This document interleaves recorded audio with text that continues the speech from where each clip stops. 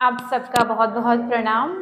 फिर से हमारे साथ जुड़े रहने के लिए आप सबका स्वागत है चिंतन मनन के सेकंड सीजन में। जैसे कि आप सब जानते हैं कि पिछले सीजन में भी अंकित जोशी भैया जो आज हमारे साथ है, उन्होंने धन्यवाद। बहुत ही सुंदर वर्णन किया था सूर्य चिकित्सा के बारे में, सूर्य विज्ञान के बारे में। तो आज भी अंकित भैया हमारे साथ फिर से जुड़े हैं एक बहुत ही इंटरेस्टिंग टॉपिक के बारे में बताने के लिए, जो है सक्सेस। तो अंकित भैया, जैसे कि सक्सेस के बारे में हम बहुत ज़्यादा कहते हैं, बातें करते हैं, हर किसी को सक्सेस चाहिए, लेकिन ये नहीं समझ आता सक्सेस है क्या। सक्सेस एक प्रोसेस है या आउटकम है। और जैसे कि हमारे गुरुदेव पंडित श्री राम शर्मा आचार्य जी ने भी इसके बारे में एक सत्संकल्प में बताया है। आइए जानते हैं कि अंकित भैया की क्या परिभाषा है सक्सेस को लेके। प्रणाम सभी को। तो आज हम जानने की कोशिश करेंगे सफलता। तो मैंने हमेशा हमारे गुरुदेव पंडित श्री राम शर्मा आचार्य जी की ही किताबें पढ़ी है ज़्यादातर। तो उसमें से गुरुदेव ने 2 किताबें लिखी है कि 2 घिनौने, हरामखोर कामचोर, और दूसरी किताब लिखी है सफलता के 7 साधन सूत्र। तो सक्सेस को हमें समझने के लिए आध्यात्मिक पॉइंट ऑफ व्यू भी होना बहुत ज़रूरी है, क्योंकि आजकल बच्चे हो या बूढ़े हो, मतलब मेल हो या फीमेल हो, कोई भी, सबके लिए सक्सेस एक प्राइड का मतलब विषय हो गया है। सबको सक्सेस चाहिए, चाहे बाय हुक और क्रुक। तो उसमें हमें सबसे पहले ये है कि सक्सेस में मोरल वैल्यूज़ का कितना रोल है। और हम ये आज कोशिश करेंगे जानने की कि सक्सेस की डेफिनेशन युग बाय युग कैसी होती थी। मतलब हम जाएंगे पहले वैदिक युग में, फिर हम आज के युग में जाएंगे। हम एक कंपैरिजन करेंगे और समझने की कोशिश करेंगे कि सक्सेस इज़ अ आउटकम, वो एंड रिजल्ट है, या सक्सेस एक प्रोसेस है। तो सबसे पहले हमारे गुरुदेव ने बहुत सारे सत्संकल्प लिखे हैं। उसमें गुरुदेव ने एक अच्छा सत्संकल्प लिखा है कि भाई, हम उस सक्सेस को नहीं मानेंगे जो अनीति से मिली है, पर हम वो सक्सेस को वो मतलब फेलियर को हम एक्सेप्ट करेंगे जो नीति से चल के हुई है। मतलब सक्सेस चाहे हमें अनीति से मिली है तो उसको एक्सेप्ट मत करो, बट फेलियर अगर नीति से चलते हुए मिली है तो भी उसको एक्सेप्ट करो।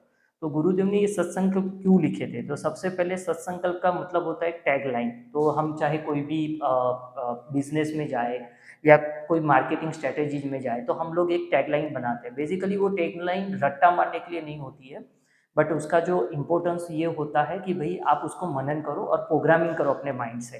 तो मैं एक दो आपको एग्जांपल दूंगा कि जैसे कि कोका कोला हो गया, तो कोका कोला मतलब ठंडा, मतलब कोका कोला, ये आज बच्चे बच्चे लोग जानते हैं। तो ये हमारे माइंड में ये प्रोग्रामिंग हो गया है।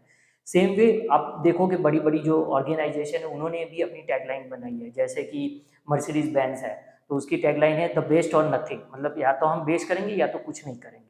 तो वो इसलिए बनाई जाती है टैगलाइन, ताकि आपकी माइंड को प्रोग्रामिंग करने के लिए।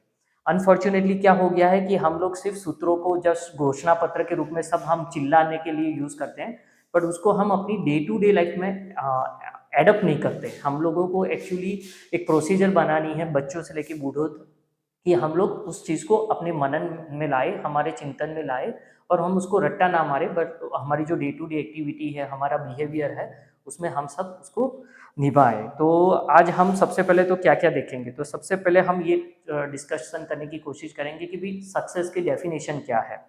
दूसरा, हम सक्सेस का वे ऑफ सक्सेस क्या है, मतलब उसका तरीका क्या है, मतलब सबसे पहले। तीसरा, हम देखेंगे कि इंपॉर्टेंस ऑफ एथिक्स, उसमें मोरल वैल्यूज का एथिक्स क्या है। चौथा, प्रेजेंट चैलेंजेस क्या है आज के युग की। और पांचवा, उसका सॉल्यूशन क्या है। तो सबसे पहले ये उसको शुरू करने से पहले हम इसलिए एक छोटा सा कहानी आपको सुनाएंगे। वो इसलिए इम्पोर्टेंट है क्योंकि उससे आपको पता चलेगा कि द बेनिफिट्स क्या है। मतलब कोई भी किताब, और स्पेशली जो गुरुदेव की लिखी हो या किसी भी सदगुरु ने लिखी हो, उस किताबें पढ़ने का इम्पोर्टेंस क्या है। तो कलयुग आ गया, मैं कहानी सुनाता हूँ, छोटी कहानियों के माध्यम से सुनते हैं। तो कलयुग आ गया। कलयुग में एक्चुअली ब्रह्मा जी ने बहुत सारे संतों और ऋषि मुनियों को बुलाया। उन्होंने एक मीटिंग की, और उन्होंने एक मीटिंग करके उन्होंने बोला कि भाई जाओ कलयुग में जाके आप अमृत ढूंढ के लाओ। तो सबसे पहले जितने भी हमारे ऋषि मुनि थे वो सारे चले गए समुद्र देवता के पास, क्योंकि लास्ट टाइम समुद्र मंथन के टाइम पे मिला था, तो उनको लगा समुद्र देवता के पास होगा। तो समुद्र देवता ने बोला कि भाई अमृत मेरे पास नहीं है। अगर मेरे पास अमृत होता तो जितने भी जलचर जीव है वो अभी अमर होते, कभी कोई मरता ही नहीं। तो फिर वो लोग चले गए चंद्रमा के पास, क्योंकि चंद्रमा की रोशनी अलग है, तो सबको लगा कि चंद्रमा की रोशनी ही अमृत है। तो जब चंद्र देवता के पास गए तो चंद्र देवता ने बोला कि अगर मेरे पास अमृत होता तो मेरी मेरी कला ही नहीं होती कि मैं पूर्णिमा के दिन पूरा खिलता, अमास के दिन मैं आधा खिलता। फिर ऐसे करके लोग गए स्त्री के पास, तो उनको लगा कि भाई स्त्री के कंठ में अमृत है। तो तब स्त्री ने भी आंसर दिया कि अगर मेरे कंठ में अमृत होता तो मैं कभी विधवा ही नहीं होती। तो इस तरीके से बहुत से ऋषि मुनियों ने बहुत से कोशिश की कि भाई कलयुग में अमृत को ढूंढा जाए। फिर वो लोग सारे फेलियर हुए तो सब वापस फिर से आए ब्रह्मा जी के पास। और जब ब्रह्मा जी के पास आए तो उन्होंने पूछा कि ब्रह्मा जी हम तो फेल हुए, हमें नहीं पता कि कलयुग में अमृत कहाँ है। तब ब्रह्मा जी ने एक अच्छा आंसर दिया कि कलयुग में अमृत सदगुरु के प्रवचन और सदगुरु के लिखे गए वाक्य में है, या सदगुरु के लिखे गई किताबों में है। इसलिए हमें कोई भी सदगुरु हो, चाहे कोई भी ऑर्गेनाइजेशन हो, जिसमें आध्यात्मता आपको दिखती है, उनके प्रवचनों को सुनना चाहिए, पढ़ना चाहिए और मनन करना चाहिए, ताकि आपकी ज़िंदगी में भी वो आध्यात्मिक तरीका आए, जिससे एक वर्क लाइफ हॉलिस्टिक बैलेंस होता है। तो आप देखोगे तो आप हमारे सिख जो संप्रदाय है उसमें भी उन्होंने गुरु गोविंद जो उनके गुरु हो गए, लास्ट में जो ग्रंथ साहिब है उनको ही गुरु बना दिया। तो वो अपने ग्रंथ को ही गुरु मानते हैं। तो कहने का मतलब ये है कि कलयुग में जो अमृत है वो सदगुरु के प्रवचनों में छुपा है और सदगुरु के लिखे हुई किताबों में है। तो हमारे जो गुरु है पंडित श्री राम शर्मा आचार्य, वो किसी सदगुरु से कम नहीं है, वो भगवान तुल्य है। तो इसलिए हमें उनकी किताबें पढ़नी चाहिए। तो मेरी एक रिक्वेस्ट है कि आप किताबें पढ़िएगा हमारे गायत्री परिवार की, उससे बहुत फायदा होगा। ये तो बहुत ही अच्छा आपने बताया सदगुरु के बारे में कि सदगुरु वो होता है जो सही रास्ता हमें दिखाए। और उसका सही रास्ता हम कैसे खोज सकते हैं? उसकी किताबों से, उनके प्रवचनों से। उन्होंने जो बताए हैं, उनके जो वचन होते हैं वो अमृत के समान होते हैं और वो हमें हर समय रास्ता प्रदान कर सकते हैं। तो आइए आगे जानते हैं अंकित भैया से।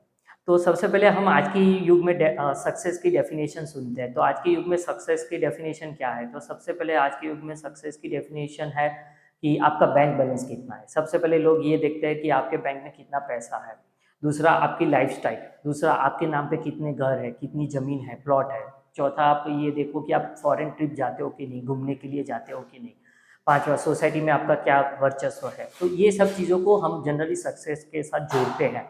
अगर ये चीज़ किसी के पास है तो वो आदमी सक्सेसफुल माना जाता है। ये आज की सोसाइटी की डेफिनेशन है। ये तो मैं भी एग्री करती हूँ क्योंकि काफ़ी लोग यही पूछते हैं कि अरे आप कहाँ-कहाँ फॉरेन ट्रिप में जाके आए, या आपके पास कौन-सी गाड़ी है, या बच्चे-बच्चे आजकल ये पूछते हैं आपके पास फ़ोन कौन-सा है, आईफ़ोन है क्या, आईफ़ोन का कौन-सा सीरीज़ है। तो उसके बदले मतलब ऐसा लगता है कि वही क्या हमारे सक्सेस की डेफिनेशन है, क्या उससे आगे भी है?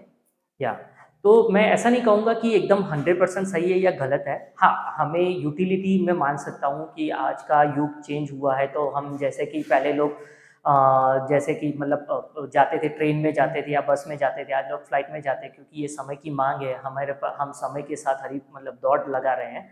तो यूटिलिटी के पॉइंट ऑफ व्यू ओके है, बट ये 100% सही नहीं कि ये सारी चीज़ हो तो ही सक्सेसफुल है। तो हम पहले समझने की कोशिश करेंगे कि सक्सेस का रियल डेफिनेशन क्या है अकॉर्डिंग टू वेदा। तो सबसे पहले हम समझने की कोशिश करेंगे अकॉर्डिंग टू वेदा, वैदिक युग। तो वैदिक युग में सक्सेस की क्या डेफिनेशन होती थी? आप अगर आपने सुना होगा तो हम भारत देश को सोने की चिड़िया कहते थे। तो भारत देश को सोने की चिड़िया क्यों कहते थे? ऐसा था कि सबके पास बहुत सोना भर भर के था, टन भर के था, सारे घरों में उनके पास, हर एक के पास बहुत सारा सोना था। ऐसा नहीं था। हम अपने देश को सोने की चिड़िया इसलिए कहते थे कि जो हैप्पीनेस था वो सबका सेम था। आज आप देखोगे तो आज सब कुछ होने के बावजूद सबके पास हैप्पीनेस मिसिंग है।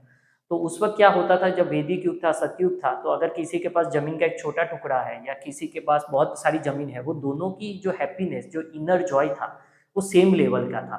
There is no difference. तो इसीलिए भारत देश को सोने की चिड़िया कहा जाता था, क्योंकि मोरल वैल्यूज बहुत हाई थे। इसमें सबसे पहले आता है हार्ड वर्क। तो जो इंसान मेहनत करता है, देखो एंड रिजल्ट हमारे हाथ में नहीं है। यही चीज़ कृष्ण भगवान ने गीता में भी लिखा है कि एंड रिजल्ट तो भगवान के हाथ में है। हमारे कर्म, बहुत सारी चीज़ें उसमें आ जाती है, बट जो आदमी उद्यमी है, परिश्रमी है, वो सक्सेसफुल माना जाएगा। दूसरा, जो जिसको नई चीज़ सीखने की धगश है, मतलब जिज्ञासा है, क्यूरियोसिटी है, वो सक्सेस की एक वन ऑफ द पैरामीटर है।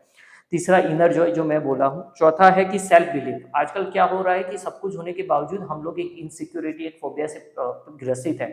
हमें लगता है कि कोई आके ले जाएगा तो हम गरीब बन जाएंगे, या कोई हमारा छीन लेगा। हम हमेशा एक इनसिक्योरिटी वाले फोबिया से गुजर रहे हैं आजकल। इवन बड़े बड़े लोग भी ये इनसिक्योरिटी फोबिया से गुजर रहे हैं।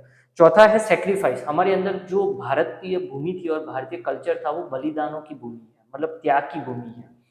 आजकल क्या हो गया है कि सक्सेस में सेक्रीफाइस वर्ड को निकाल दिया गया है। मतलब आपको सक्सेस लेना है तो कुछ भी करके बस आप एंड रिजल्ट पे पहुंच जाओ सक्सेस के, आपको बलिदान त्याग देने की जरूरत नहीं है। बट अकॉर्डिंग टू हमारे जो वैदिक युग और हमारे पुराने युग में जाए तो ऐसा नहीं था। ये और मैं लास्ट एम्फेसाइज करना चाहूंगी कि सेक्रीफाइस जो आप कह रहे हो, या मतलब हमें लगता है कि अगर हम सेक्रीफाइस कर रहे हैं तो बहुत कुछ कर रहे हैं। हम्म, सेक्रीफाइस वो नहीं करना चाहिए। हम्म, तो ये जो आप बता रहे हैं, तो सेक्रीफाइस कहाँ इम्पोर्टेंट होता है और किस लिए इम्पोर्टेंट है? क्योंकि हमें लगता है कि अरे मैं कैसे सेक्रीफाइस कर लूँ, ये बहुत बड़ी बात हो जाती है हमारे लिए करेक्ट आज। करेक्ट। तो सेक्रीफाइस के लिए अगर मैं आज के हम बहुत पीछे युग में नहीं जाते हैं, हम आज के युग में देखिए, आज से 50 साल 100 साल पहले जब आज़ादी का टाइम चल रहा था, तो वीर भगत सिंह जी ने जो बलिदान दिया, वो बलिदान आज के युग में अगर कोई 23 साल का लड़का हो तो क्या दे पाएगा? सबसे पहले इवन मेरी भी हॉनेस्ट फीलिंग ये कहती है कि मैं भी शायद डगमगा जाऊंगा उस लेवल का बलिदान। उन्होंने बिल्कुल अपने बारे में नहीं सोचा। तो सेक्रीफाइस वही लोग कर सकते हैं जो जिसके अपने स्वार्थ ना हो। प्रॉब्लम क्या हो गया, आज हम इतने सेल्फिश हो गए हैं कि हम अब सिर्फ अपने बारे में सोचते हैं, इसलिए हम सेक्रीफाइस नहीं कर पा रहे हैं। भगत सिंह जी ने जो सेक्रीफाइस किया देश के लिए और उसके बाद जो क्रांति आई, वो ऐसा है कि वो अमूल्य है। मतलब इसको कहीं पे तोला नहीं जा सकता। उसके सामने कितने भी रुपये दे दो, कितने सोने जहाज, कितने भी जमीनें आप, मतलब उसकी कोई वैल्यू नहीं है, उसका वैल्यू नहीं माना सकते।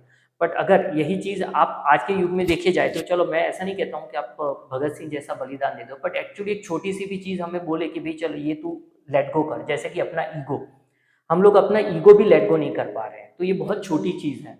बट इतना भी सेक्रीफाइस हम कर ले कि चलो भाई हमारी एक बुरी आदत है, चलो उसको छोड़ दो, उतना भी सेक्रीफाइस कर ले तो भी बहुत है। तो सेक्रीफाइस तो ये भी सक्सेस का ही पैरामीटर है। मतलब ये कहीं यूनिवर्सिटी में या बड़ी बड़ी इंस्टीट्यूट में नहीं सिखाया जाता होगा।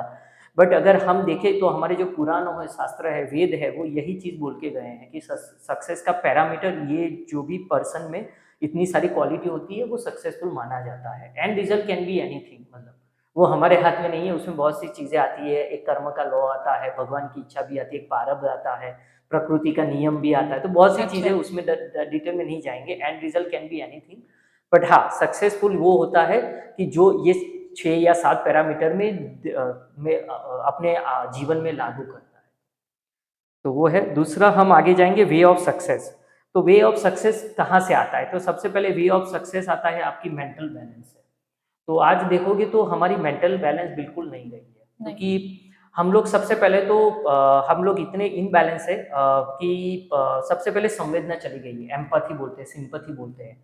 हम लोग, अध्यात्म का नियम क्या था? हम मंदिर में क्यों जाते थे, पूजा क्यों करते थे, हम हवन क्यों करते हैं, अनुष्ठान क्यों करते हैं, या कोई भी होलिस्टिक प्लेस में क्यों जाते हैं? हम लड़ने झगड़ने नहीं जाते हैं। तो आप देखोगे तो आज मंदिर में क्यों क्यों हो जाती है, तो भी लोग लड़ने झगड़ने बैठ जाते हैं कि नहीं मेरा नंबर नहीं आया, देखो ये हो गया वो हो गया। नहीं, अध्यात्म इसलिए होता है कि संवेदना जगाने के लिए सबसे पहले। तो आज क्या हुआ कि मेंटल बैलेंस में सबसे पहला संवेदना हमारी चली गई, एम्पैथी सिंपैथी जिसको बोलते हैं। दूसरा दयावान, हम लोग दया नहीं रहे, हमें हमें हमारे अंदर दया वाला भाव नहीं रहा है। मतलब हम थोड़े प्रैक्टिकल हो गए, वेस्टर्नाइज हो गए। जो जो बोलते हैं ना कि जनरली क्या होता है कि दूसरे की पीड़ा हमारी पीड़ा होती थी। आज से 100-200 साल पहले की बात बोले तो अगर किसी के घर में चूल्हा नहीं जला है तो हम ऐसा मानते थे कि हमारे घर में भी चूल्हा नहीं जला है, और हम उसको पहले हेल्प करने जाते थे।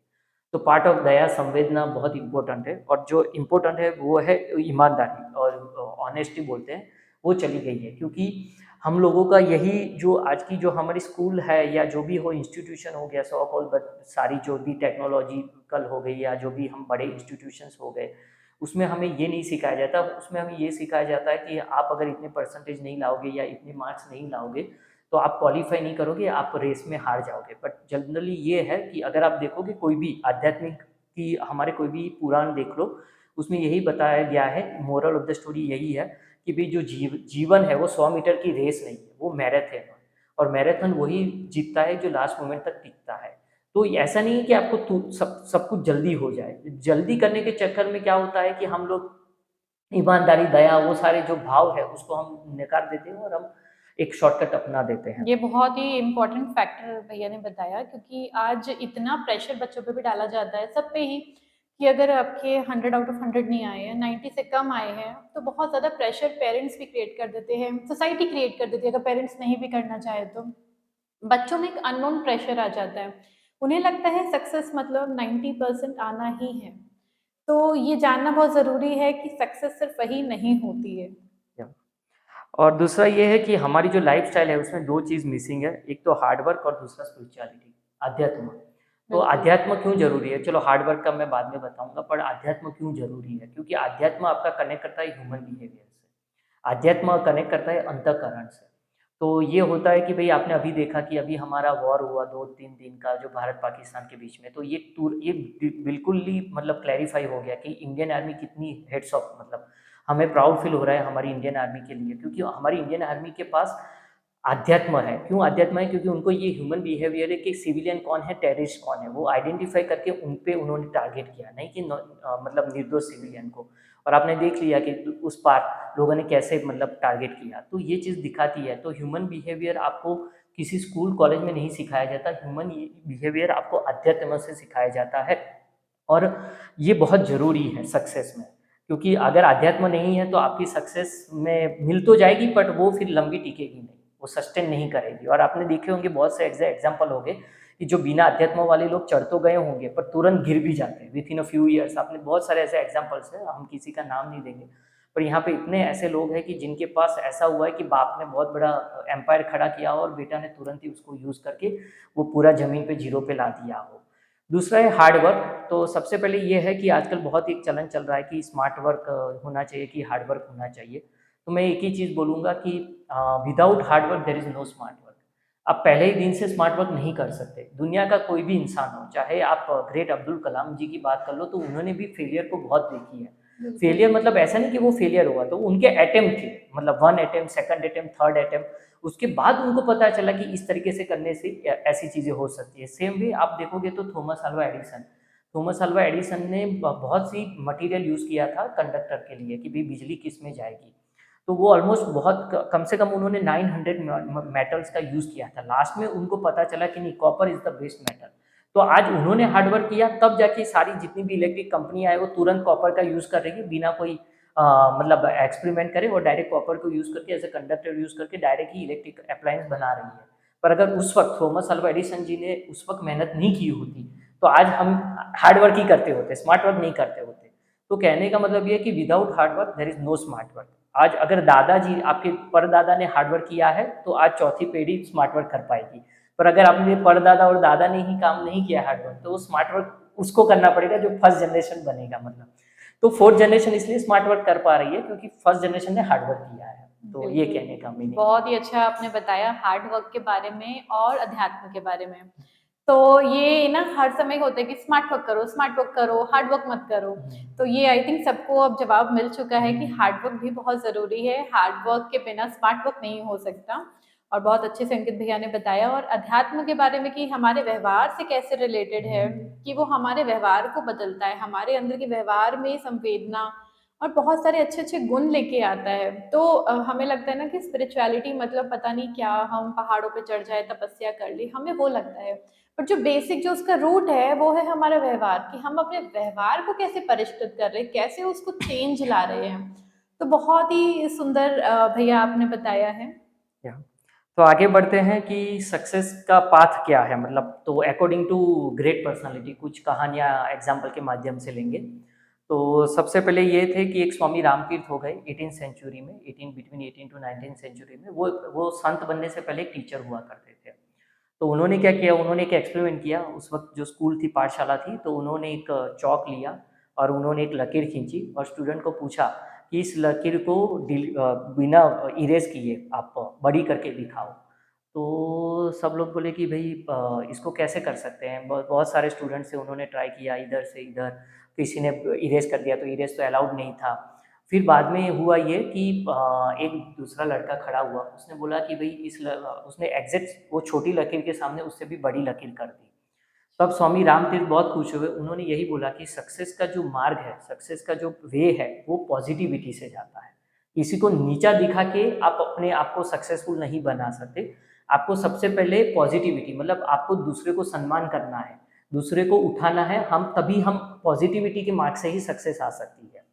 तो ये उन्होंने बताया। सेम वे विनोबा भावे बहुत ही अच्छे मतलब फिलोसोफर हो गए, वो भी फिलोंथ्रेपिस्ट थे, स्पिरिचुअल भी थे। तो उन्होंने क्या किया कि अगर मेरे पास 20 हाथ की शक्ति है और किसी के पास 15 हाथ की शक्ति है, और अगर हम दोनों एक दूसरे के अगेंस्ट हो गए तो हमारे पास सिर्फ 5 हाथ की शक्ति बचेगी। पर अगर हम दोनों मिल जाते हैं तो हमारे पास 35 हाथ की शक्ति आ जाएगी। तो कहने का मतलब है कि सक्सेस एकता में, यूनिटी में, कलेक्टिव एफर्ट में है। तो ये दो चीज़ है कि सक्सेस जो फुल है, सक्सेसफुल जो लाइफ है या सक्सेस के जो प्रोसेस है वो पॉजिटिविटी से जाती है। दूसरा, सक्सेस की जो प्रोसीजर है वो कलेक्टिव एफर्ट से जाती है, नहीं कि इंडिविजुअल एफर्ट से। तो जो अकॉर्डिंग टू जो ग्रेट पर्सनालिटी है वो दो चीज़ों में बहुत बिलीव करते थे, एकता में बल है और दूसरा पॉजिटिविटी में। मतलब किसी को नीचा दिखाना नहीं, किसी को आपको हर्ट नहीं करना है, पर हाँ उसका सम्मान भी रखना है और फिर आपको आगे बढ़ना है। मतलब हेल्थी कंपटीशन जिसे हम बोलते हैं, नहीं कि मतलब एक ऐसी कंपटीशन जिसमें हमारे जो इंटेंशन है बुरे हो, हमारे इंटेंशन में प्योरिटी होनी चाहिए। तो ये एक इम्पोर्टेंट है कि सक्सेस को ग्रेट पर्सनालिटी के अकॉर्डिंग कैसे करना चाहिए। अभी प्रोसीजर में देखेंगे हम कि प्रोसीजर क्या है। तो सक्सेस की प्रोसीजर, मैंने पहले भी बोला कि सक्सेस एक प्रोसीजर है, आउटकम नहीं है, जो वेदा में बोला गया है। तो सबसे पहले उसमें टाइम चाहिए। टाइम इसलिए चाहिए कि जैसे कि हम एक घास होती है, घास ऐसे ही उग जाती है, थोड़ी सी बारिश हुई घास कहीं पे भी उग जाएगी। बिल्कुल। पर घास को हम एज अ फल और फूल के लिए यूज नहीं कर सकते। हम घास को भगवान को चढ़ाते नहीं है, घास को एज अ फ्रूट यूज हम खा नहीं सकते। तो जो चीज़ जल्दी आ जाती है वो वेस्ट नहीं होती है। तो वेस्ट मतलब जैसे मैंगो ट्री ले लो, मैंगो ट्री बहुत साल लगाता है, 10 साल 15 साल, तब जाके एक मैंगो आता है, पर वो हम भगवान को भोग लगाते हैं, वो हम खुद भी खाते हैं। तो कहने का मतलब ये है कि हम सक्सेस की जो प्रोसीजर है उसमें सबसे पहले आपको टाइम का इन्वेस्टमेंट करना पड़ेगा। अगर आप टाइम का इन्वेस्टमेंट नहीं करोगे तो सक्सेस की जो पैरामीटर है उसमें आपको प्रॉब्लम होगा। आपको टाइम तो देना पड़ेगा। कोई भी चीज़ हो, कोई भी इंसान हो जो मतलब मान लो कि कोई कंपनी खोल रहा है या उसका अपना इंडिविजुअल बिजनेस कर रहा है, तो पहले दिन ही उसको अपने मनचाहे रिजल्ट नहीं मिलेंगे। उसको डे टू डे उसको अपने आप को मॉनिटर करके इन्हेंसमेंट करते रहना पड़ेगा। तो ये टाइम कंज्यूमिंग प्रोसेस है। दूसरा, एफर्ट, आपको कंटिन्यूस एफर्ट डालना पड़ेगा, क्योंकि ये ऐसी चीज़ है कि आप ऐसा नहीं कि वन टाइम एक्टिविटी नहीं है, ये एक प्रोसीजर के पार्ट ऑफ है। टाइम दो, एफर्ट डालो, टाइम दो, एफर्ट डालो। एफर्ट मतलब कंटिन्यूस हार्डवर्क करो, एंड रिजल्ट आपके फेवर में नहीं है, आप एफर्ट डालो। जैसे कि मैंने थॉमस अल्वा एडिसन जी का एग्जांपल दिया, तो क्या हुआ था कि उनकी लैब पूरी जल गई थी। तो जब उनकी लैब जल गई थी तो उनकी पूरी सालों की मेहनत बर्बाद हो गई। तो थॉमस अल्वा एडिसन का बेटा बुलाने आया कि पापा चलो डिनर रेडी हो गया है। तो तो तब थॉमस अल्वा एडिसन ने बहुत ही सिंपल आंसर दिया कि बेटे आज बोल देना अपनी माँ को कि मैं आज डिनर के लिए नहीं आऊँगा, पर मुझे थोड़ा काम आ गया है। तो ये चीज़ है कि उन्होंने वहीं से रुके नहीं, उन्होंने फिर से पहले आग बुझाई और फिर से उन्होंने वहीं से रीवर्क शुरू किया। हम लोग जनरली क्या करते हैं, गिव अप कर देते हैं। एकदम। हाँ, तो एफर्ट तो डालना ही है। दूसरा, बिलीफ। बिलीफ बहुत इंपॉर्टेंट चीज़ है, वो पार्ट ऑफ ह्यूमन बिहेवियर है कि अगर आपको बिलीफ है कि नहीं मैं ये कर सकूंगा और मैं ये करूंगा, मुझे ये बिलीफ है। एक होता है कि ईगो, ओवर कॉन्फिडेंस, एरोगेंट, वैसा नहीं, उसको बिलीफ नहीं बोलते। बिलीफ होता है कि एक मन से एक आत्मविश्वास होता है कि नहीं मैं ये कर सकता हूँ और मेरे पास सारी वो शक्तियाँ हैं, ब्रह्मांड की सारी देवी शक्तियाँ मेरे साथ है, आध्यात्मिक शक्तियाँ मेरे साथ है, तो मैं ये कर पाऊंगा। तो ये सेल्फ बिलीफ भी होना बहुत जरूरी है। तो जो तीन चीज़ें जब आपके साथ मिलेगी, एक है टाइम, दूसरा एफर्ट और तीसरा है बिलीफ, तो जब ये तीनों चीज़ें मिलती है तो आप समझना कि आप प्रोसीजर आपकी सही है, प्रोसेस सही है। तो सक्सेस का फॉर्मूला है टाइम प्लस हाँ। Effort plus self belief. Correct. अब हम जाते हैं कि भाई पुराने युग में चलते हैं। आज का युग का थोड़ा हमने डिस्कशन किया कि भाई सक्सेस उस युग में कैसे होती थी। तो सबसे पहले हम रामायण को लेते हैं कि रामायण के टाइम पे चलते हैं। तो राम भगवान की कैसी मतलब थी प्रोसीजर, राम भगवान ने आप तो देखो सिंपल चीज़ है। अगर आप रामायण सुनोगे तो रामायण में दो मेन कैरेक्टर है, एक राम भगवान और रावण। तो और उसका एंड रिजल्ट क्या है, रावण को मारना, मतलब रावण का खात्मा, मतलब यही है कि भाई दुष्प्रवृत्तियों का संहार करना। तो रावण को अगर आपको निपटाना ही था या खात्मा ही करना था तो राम भगवान लंका क्यों गए? यही चीज़ स्टोरी थोड़ी मॉडिफाइड भी हो सकती थी। रावण खुद ही अटैक कर लेता अयोध्या पे और राम भगवान अयोध्या में युद्ध कर लेते, तो ये कुछ होता ही नहीं, सीता माता का अपहरण भी नहीं होता। अगर आप एक थोड़ा सा अपना बुद्धि लगा के, तो वैसे भी तो हो सकता था। एंड ऑफ द डे अगर आपको एंड रिजल्ट ही अचीव करना था तो रावण को ही संहार करना था, तो पर ऐसा नहीं है। एंड रिजल्ट इम्पोर्टेंट तो था, साथ में ये था एक प्रोसीजर बिठानी थी, क्योंकि राम भगवान राम भगवान हो या कोई भी हो, जब भगवान यहाँ पे ये कहना चाहते हैं कि भगवान भी जब मनुष्य रूप में आते हैं तो वो भी एक नॉर्मल प्रोसीजर को फॉलो करते हैं। तो राम भगवान 14 साल के वनवास में गए, फिर वहाँ पे सीता माता का अपहरण हुआ, फिर उन्होंने कितनी मेहनत की सीता माता को ढूंढने के लिए, उन्होंने फिर वानरों से दोस्ती की, बहुत सारी कहानियां हुई, बहुत सारी इंसिडेंट्स हुए। तो एक पूरा पैकेज हुआ है ये पूरा कि प्रोसीजर बनाई है कि राम भगवान को सबसे पहले समय लगा, 14 साल लगा है वनवास में, तब जाके रावण का हुआ है। उसमें उन्होंने बहुत सारी तपस्या की है, उन्होंने एफर्ट्स कंटिन्यूस मारे और उन्होंने स्टेप बाय स्टेप वो प्रोसीजर फॉलो करके रावण का अंत किया है। पीड़ा भी सहन की है, वियोग सहन किया है राम भगवान और सीता माता के भी। तो कहने का मतलब है कि जब हमारे भगवान खुद ये 3 प्रोसीजर को फॉलो कर रहे हैं, मतलब कि समय, एफर्ट, बिलीफ को, तो हमें उसमें क्या परेशानी हो सकती है। सेम वे अब हम चलते हैं महाभारत में। तो महाभारत में भी यही था, कृष्ण भगवान ने शिशुपाल का वध एक ही झटके में कर दिया था। तो क्या कृष्ण भगवान चाहते तो क्या दुर्योधन का नहीं कर सकते थे? उसी समय पे रुक जाता सब कुछ, या मतलब कुछ ऐसा कोई बीच में तिक्रम लगा के कुछ नहीं कर सकते थे? नहीं। पांडवों को बहुत वनवास हुआ, अज्ञातवास हुआ, और उस टाइम पे पांडवों ने क्या किया? पांडवों ने अपना इन्वेस्टमेंट किया एफर्ट और टाइम में। अर्जुन को बहुत सारे अस्त्र मिले, उन्होंने शिव जी की उपासना की और उन्होंने सारे अस्त्र लिए, और उसके बाद फिर प्रॉपर वे से वो लोग युद्ध करने गए। तो कहने का मतलब है कि कृष्ण भगवान ने भी यही प्रोसीजर यूज की है, वो भगवान होते हो के बावजूद राम भगवान ने भी यही चीज यूज की है। तो हमें भी यही प्रोसीजर यूज करनी, चाहे हम कोई भी युग में रहे। तो ये हमें रामायण और महाभारत से एक बहुत बड़ी सीख मिलती है सक्सेस के बारे में। और वो लोग सक्सेसफुल भी हुए। आप देखो तो आज राम भगवान का नाम, रामायण को कितने साल हो गए, महाभारत को कितने साल हुए।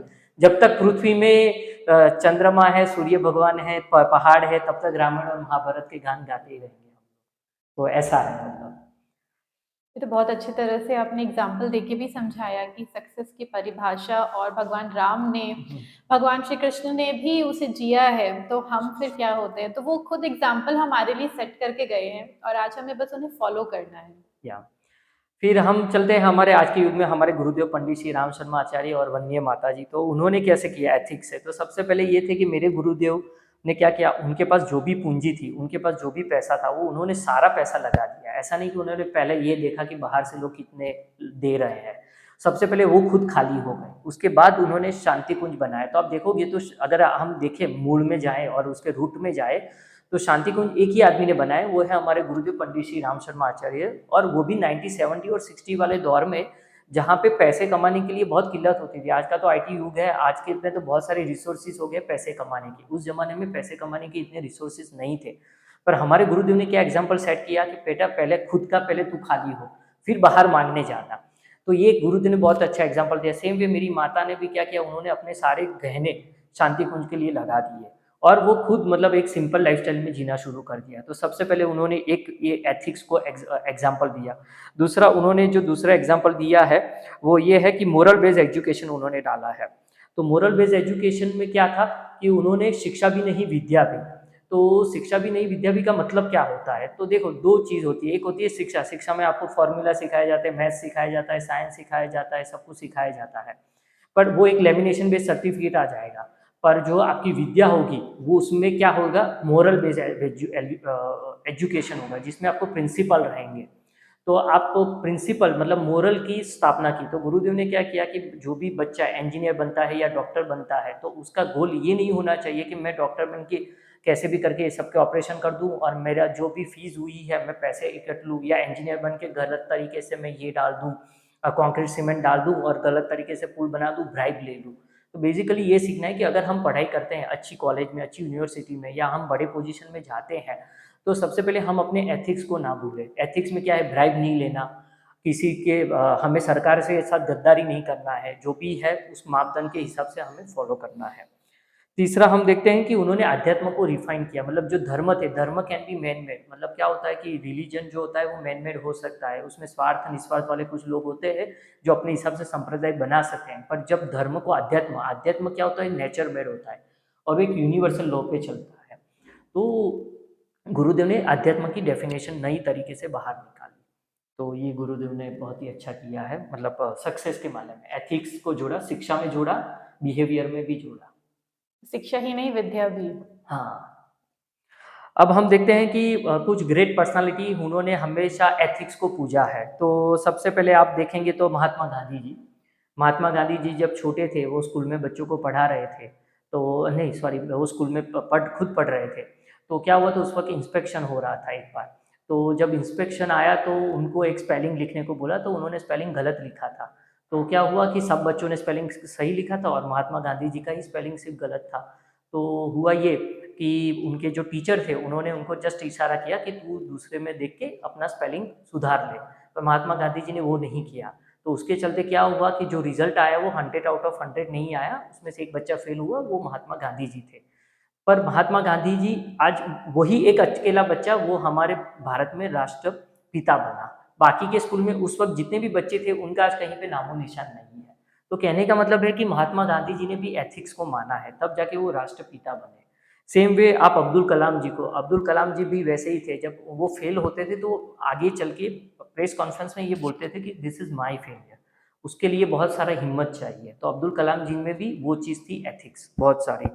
फिर हम चलते अब्राहम लिंकन। तो अब्राहम लिंकन का आप देखोगे तो अब्राहम लिंकन कम से कम 11 बार फेल हो चुके हैं। उनकी पर्सनल लाइफ में भी सक्सेस नहीं थी और उनकी प्रोफेशनल लाइफ में भी कोई सक्सेस नहीं थी। और कभी आपने देखा है कि कोई वाइस प्रेसिडेंट का इलेक्शन हार जाए और फिर प्रेसिडेंट के लिए अप्लाई करे?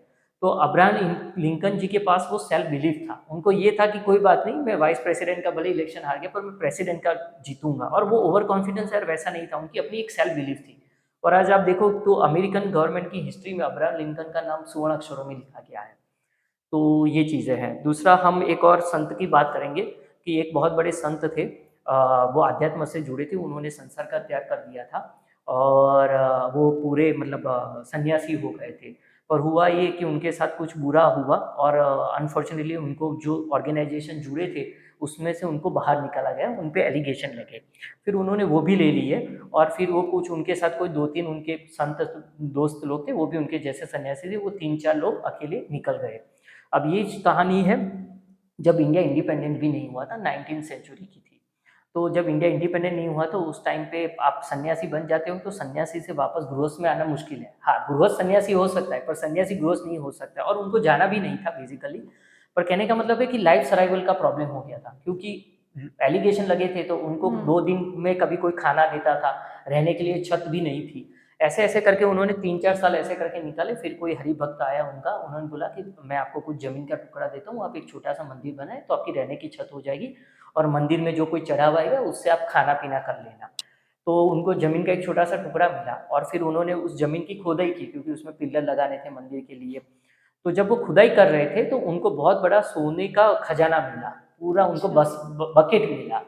तो अगर हम होते उनकी जगह पे तो हम यही बोलते कि भाई हाँ देखो मैं सही था, भगवान मेरे साथ है, इसलिए मुझे देखो इतना बड़ा सोने का चरू मिला है, इतना बड़ा बकेट मिला है, इसको मैं यूज करके और भव्य मंदिर बनाऊंगा। अब ये संत ने ऐसा नहीं किया, इन्होंने क्या किया, ये मेरी मेहनत की कमाई नहीं है, इसको तुरंत ही गवर्नर को दी जाए। और उस वक्त अंग्रेजों का शासन था और ये बड़ौदा की कहानी है, बड़ौदा में महाराजा गायकवाड़ जी का शासन था। तो उन्होंने तुरंत ही महाराजा गायकवाड़ की वो पूरी संपत्ति जमा करा दी और उन्होंने बहुत मेहनत की। वो अगर वो संपत्ति वो लोग ले लेते तो तुरंत मंदिर बन जाता, पर सिंस उन्होंने नहीं ली तो मंदिर बनने में थोड़ा टाइम लेगा, मंदिर बन गया। पर वो मंदिर सबसे पहले बना होगा ऑलमोस्ट लाइक 1910 और 1907 उसके आसपास। आज उसी संस्था का मंदिर अबू धाबी में बना है और उस संस्था को हम BAPS के नाम से जानते हैं। आज उसी संस्था के 1100 मंदिर हैं पूरे वर्ल्ड में। कहीं आपको हर एक पूरी कंट्री में, कोई भी कंट्री में जाओगे आपको BAPS स्वामीनारायण भगवान का मंदिर मिलेगा। और उसके अगर आप देखोगे रूट में तो पहला मंदिर आपने देखो कि उन्होंने कितनी वैल्यूज का यूज किया, तब जाके आज उनके 1100 मंदिर हुए। और वो जो स्वामी जी थे उनका वो फाउंडर हुए BAPS संस्था के, उनका नाम है शास्त्री जी महाराज। तो हमें गर्व लेना चाहिए हमारे ऐसे संत पे कि आज जो इस तरीके से पूरी संस्था को आज अबू धाबी जैसे अरब कंट्रीज में भी उन्होंने मंदिर बनाए, फिर वो पूरे विदेश में मंदिर बनाए जहाँ पे हमारे भारतीय की हमारे कल्चर को हम बचा सकते हैं। तो ये एक अपने आप में प्राउड लेने की बात है। तो जो भी हम मैंने 4-5 एग्जाम्पल्स दिए वो सब यही बताते हैं कि एथिक्स बहुत इंपॉर्टेंट है सक्सेस में। अब हम चलते हैं कि कुछ ऐसी पर्सनालिटी भी हुई है जिनका एंड रिजल्ट सक्सेसफुल नहीं हुआ है, बट हाँ हम उसको उतना ही सक्सेसफुल मानते हैं। जिसमें सबसे पहले महाराणा प्रताप। तो राणा साहब का एक चीज थी कि राणा साहब और अकबर के बीच में हमेशा युद्ध होता था। तो राणा साहब चित्तौड़ की भी किला हार गए थे, पर उन्होंने कभी सरेंडर नहीं किया था, उन्होंने अपने एथिक्स को पकड़ के रखा। लास्ट में ऐसा हुआ कि जब राणा प्रताप जी का स्वर्गवास हुआ तो खुद राजा अकबर भी ये चीज को मान गए थे कि मैंने अपनी लाइफ में कभी महाराणा प्रताप जैसा योद्धा नहीं देखा। तो अजय अगर आज आप उदयपुर जाते हो तो आपको कभी भी मतलब अकबर का कुछ नहीं मिलेगा आपको, म्यूजियम कुछ नहीं मिलेगा, पर आज अगर आप उदयपुर जाओगे, चित्तौड़गढ़ जाओगे, तो आपको राणा प्रताप जी का नाम आज भी अमर है। आज उनका आप देखोगे म्यूजियम, सब कुछ उनका नाम है। तो अब आप देखा जाए तो उनका एंड रिजल्ट फेलियर था, मतलब वो युद्ध में हार गए थे, पर आप देखो तो वो अमर हो गए, मतलब उनको हमेशा मतलब ऐसे सक्सेसफुल की तरह ही लिया जाता है, मतलब उन्होंने हम कभी गिव अप नहीं गिव किया। अप नहीं किया। तो ये है, भले एंड रिजल्ट फेलियर है, पर आज उनका नाम भी उतनी, जब जब अकबर का नाम लिया जाएगा तो राणा प्रताप जी का भी नाम लिया जाएगा, हम उनको नहीं कर सकते इग्नोर। सेम वे पोरस जी का भी वैसा ही था। पोरस भी युद्ध हार गए थे अलेक्जेंडर से, सिकंदर से, पर आज भी हम पोरस और उसका युद्ध याद कर रहे हैं। क्यों? क्योंकि पोरस भी इतनी बहादुरी से लड़े थे। तो बहुत सी ऐसी कहानियां हैं। फिर जैसे कि हमारी रानी पद्मावती जी थी, उन्होंने जौहर कर दिया था। तो जौहर उन्होंने 400-500 साल पहले किया था, पर आज भी हम प्राउड फील कर रहे हैं कि भाई उनका जौहर बहुत सी जो आज की युग की जो औरतें हैं उनको ये सिखाती है कि सम्मान से जीना कितना जरूरी है। उनका भी एंड रिजल्ट फेलियर था, उन्होंने भी अपने आप को आत्मदाह कर दिया, पर उनके आत्मदाह में एक स्वाभिमान की झलक दिखती है, एक सेल्फ बिलीफ की झलक दिखती है। तो ये एक बहुत बड़ी चीज है। अब आज हम जाएंगे प्रेजेंट चैलेंजेस। तो प्रेजेंट चैलेंजेस में क्यों हम सक्सेस को नहीं ले पा रहे हैं? क्योंकि सबसे बड़ी चीज है कि भाई हम हार्ड वर्क और स्मार्ट वर्क में बहुत कंफ्यूज है। हम पहले दिन से स्मार्ट वर्क करना चाहते हैं। दूसरा, हम पेशेंस खो चुके हैं एआई के चलते, ऑटोमेशन के चलते। हमें लगता है कि सब कुछ एक क्लिक में होना चाहिए, वो नहीं हो रहा है। तीसरा है कि हमने एक हरीफाई लगा दी है कि भाई चलो लाइफ इज 100 मीटर रेस, आज ही सब कुछ होना है, कल तो कल के लिए हमारे पास टाइम ही नहीं है, जैसे कल सब कुछ खत्म होने वाला हो। चौथा ये कि हम ना जो भी हमें शॉर्टकट देता है, जो भी हमें अच्छी, मन को जो हमें अच्छी लगती है वो बात करता है, हम उसको फॉलो करते हैं, पर जो हमारे मन को अच्छी बात नहीं लगती वो हम फॉलो नहीं करते। This is not right actually. मन तो हमेशा दलील करेगा ही वकीलों की तरह, पर बेसिकली हमें रूल्स के हिसाब से जाना है, जो प्रोसीजर है उसके हिसाब से जाना चाहिए। और दूसरा कि कहीं ना कहीं पे हमारी ह्यूमन बिहेवियर, जैसे सेल्फ बिलीफ में बहुत ही कमजोर हो चुका है। हमें अपने आप में बिलीफ उतना नहीं रहा है, हमारी बिलीफ सिस्टम बहुत कमजोर हो गई है। तो उसका सॉल्यूशन क्या है? मतलब सक्सेसफुल बनने के लिए सॉल्यूशन क्या है? तो उसका एक ही सॉल्यूशन कि हमारे विचारों में वैज्ञानिकता आनी चाहिए। तो वैज्ञानिकता मतलब क्या? वैज्ञानिकता मतलब ये कि हमारी जो सोच है, सोच दो टाइप की होती है। एक होती है, लोग जनरली सोचते हैं कि पॉजिटिव और नेगेटिव थिंकिंग, बट ऐसा नहीं है। सोच दो टाइप की होती है, एक पॉलिटिकल थिंकिंग और एक साइंटिफिक थिंकिंग।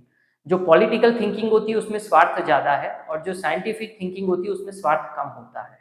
तो सबसे पहले हमें वैज्ञानिक अध्यात्मवाद को समझना पड़ेगा, उसके लिए एक बहुत लंबा टॉपिक है, तो वो हम कभी नेक्स्ट टाइम समझेंगे। तो इसका सॉल्यूशन यही है कि हमें वैज्ञानिक अध्यात्मवाद को यूज करके हमें सक्सेस के मार्ग पे चलना है। थैंक यू, धन्यवाद। धन्यवाद अंकित भैया, काफ़ी बहुत ही अच्छी तरह से आपने सक्सेस की डेफिनेशन हम सबको बताई आज। और सक्सेस के लिए एफर्ट, टाइम और सेल्फ बिलीव की कितनी ज़्यादा ज़रूरत है। और हमें हार्ड वर्क पे बिलीव करना चाहिए, ना कि स्मार्ट वर्क पे। सबसे पहले हार्ड वर्क ज़रूरी है। हमारे संतों ने कितने एग्जाम्पल दिए हैं।